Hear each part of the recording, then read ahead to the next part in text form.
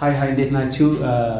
የቲክቶክ ቻናል ተመልካቾቻችን የዛሬ ትምህርታችን እንዲህ ተደረኩ እንዲህ ሆንኩ ማለት ስንፈልግ ለምሳሌ በእንግሊዘኛ እንዴት ነው መግለጽ ያለብን? በእንግሊዘኛ እነዚህ ማለት የምንፈልግበት መንገድ እንዴት ነው ማለት ለምሳሌ ተዘረፍኩ የሚለውን ለመግለጽ ብትፈልጉ እንዴት የሚሆን ተዘረፍኩ ራይት። ለምሳሌ አይ አለ አሁን ጎት ያስከትላል ማለት ነው ራይት።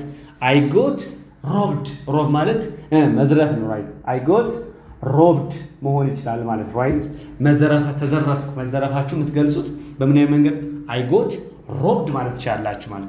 ተጋበዝኩ ለማለት ስትፈልጉ ደግሞ እዚህ ጋር ምንድነው አለው? አይ አለ ጎት አለ ከዛ በኋላ መጋበዝ ምንድነው? ኢንቫይት። ስለዚህ ኢንቫይትድ ይሆናል ማለት ነው። ኢንቫይትድ አይ ጎት ኢንቫይትድ ካላችሁ ምን ማለት ነው? ተጋበዝኩ የሚለውን ትርጉም ይሰጣል ማለት። ሌላው ተቀጠርኩ የምትለዋ አይ ጎት ሃየርድ ሃየር መቀጠር ነው። ሶ አይ ጎት ሃየርድ ማለት ምን ማለት ነው?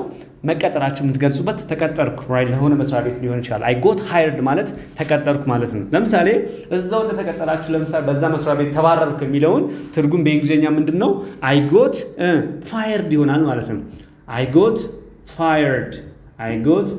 ፋየርድ ሃየር እንደ ፋየር የሚባል ነገር አለ፣ ቅጥርና ማባረር። ሶ እነዚህ በቀላሉ እንዲሆንኩ ማለት ፈልጉ እነዚህን አይ ጎት በመጠቀም ሌሎቹ ቨርብ ቪ3 ወይ ደግሞ ቨርብ አይንጂ ቪ3 በመጠቀም እንደዚህ መጠቀም ትችላላችሁ። ቴንክ ሶ ማች